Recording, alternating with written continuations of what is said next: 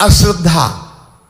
इतने दिन हो गए मंत्र जपते हुए, चतुरासी जी का पाठ करते हुए, वृंदावन वास करते हुए। कहते थे वृंदावन वास करो, चतुरासी जी का पाठ करो, निज मंत्र जप करो, तो आप निकुंजेश्वरी को देख लोगे, निकुंज को दिखाई देने, लीला में प्रवेश हो जाएगा और शांत। यहां तो कुछ नहीं हुआ। मुझे तो लगता है जैसे मैं पहले आया था वैसे आज भी हूं। कोई निकुंज नहीं दिखाई दिया, कोई अनुभव नहीं आ रहा, कोई दिव्यता नहीं, वही जलन, वही काम, वही क्रोध, वही। ऐसा कभी मत सोचना। पीछे कई बार चर्चा में कहा है कि बहुत महीन परतें लगी हुई हैं और शास्त्र और संतों के वचनों पर विश्वास ही इस मार्ग में बहुत बड़ा सहारा है। उसी विश्वास बल से हम आगे बढ़ते हैं। नवयोगेश्वर वार्ता में वो वर्णन करते हैं कि प्रभु के एक एक नाम का भजन का प्रभाव पड़ता है। जैसे हम एक कवल पाते हैं तो क्षुधा निवृत्ति होती है, तुष्टि होती है, पुष्टि होती है। ऐसे ही हम एक बार राधा बोलते हैं, एक बार मंत्र जप करते हैं तो उतना प्रभाव संसार से वैराग्य, स्वरूप का बोध और भगवत चरणारविंद में प्रेम तीनों होते हैं। हमें इस बात पर विश्वास करना चाहिए। तो जो हम मंत्र जप कर रहे हैं, जो हम वृंदावन वास कर रहे हैं, जो हम चतुरासी जी का पाठ कर रहे हैं, भले मुझे अनुभव में नहीं आ रहा लेकिन परिणाम बहुत मंगलमय है, मुझे श्री जी मिलेंगी, ऐसा विश्वास कभी टले ना, कभी अश्रद्धा ना होने पावे।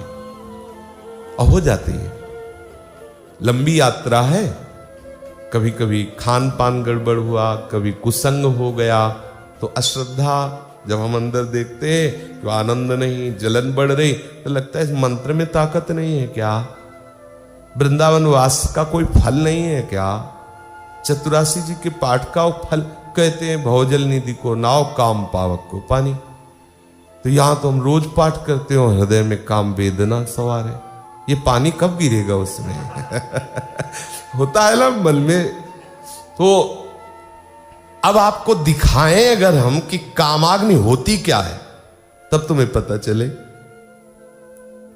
बहुत सुंदर पत्नी है, बहुत बड़ा पदाधिकारी है, बहुत सारी व्यवस्थाएं हैं, नौकर चाकर है, हजारों लोग उसके आगे सलाम करते हैं, सलूट करते हैं, और वो बेचारा दूसरे की पतली की तरफ देख रहा है और उसके परिणाम स्वरूप उसकी पतली उसको पीट रही है, उसको समाज से बहिष्कृत किया जा रहा है। कि मतलब अगर काम लीला को आप देखो ना तो आपको पता चलेगा कि पानी नहीं, यहां वर्षा हो रही है।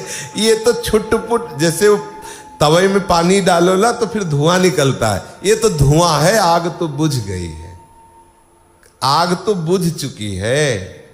कामाग्नि की अगर ज्वाला को देखो तो काम से पीड़ित होकर मां अपने पुत्र की हत्या कर रही है, पुत्र अपने मां की हत्या कर रहा है, पति पत्नी की, पत्नी पति की, के मतलब झांक करके देखो तो आतंक मचाए हुए है ये।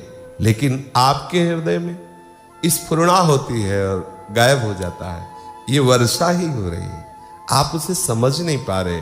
एक दिन देखोगे, विश्वास करना। हम अपने हृदय को साक्षी करके कहते हैं, क्योंकि इस हृदय में भी वो सब विकार जो सृष्टि में आते हैं वो सब पक्का समझो। ऐसी कृपा का उदय होता है। जिन विकारों से डर लगता था कभी ऐसा ना हो जाए, कहीं ऐसा ना हो जाए, उन्हीं विकारों की बाहुल्यता, उन्हीं विषयों की बाहुल्यता होने पर, जैसे घड़ी से सेल खींच लो तो सुई मिनट की मिनट जगह में, सेकंड की सेकंड की जगह में, और घंटे की जगह में हिल नहीं सकती। ऐसे ही शक्तिहीन काम क्रोध आदि हो जाते हैं जब प्रियालाल की कृपामयी दृष्टि पड़ती है। विश्वास कर लो, विश्वास से ही आगे बढ़ोगे।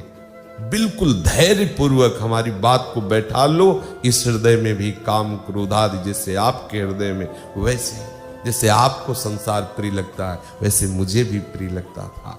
लेकिन देखा, गुरु कृपा देखी है, वाणी जी की कृपा देखी है, किशोरी जी की गोरे चरणारविंद की शीतलता देखी है, और फिर आश्चर्य हुआ कि इसी से तो डरता था। जिससे हम डरते थे वो रस्सी का सांप था। चूंकि डरला बनता ही नहीं है। ना उसमें दांत थे, ना उसमें विष था, और ना वो था, केवल भ्रम था। पर जब तक नजदीक नहीं पहुंचा जाता तब तक ये रस्सी का सांप चैन नहीं लेने देता। उसे बहुत जलाता है, बहुत तड़पाता है, बहुत भयावह, बहुत क्लेशदायक है। इसलिए आप कभी अविश्वास न करें।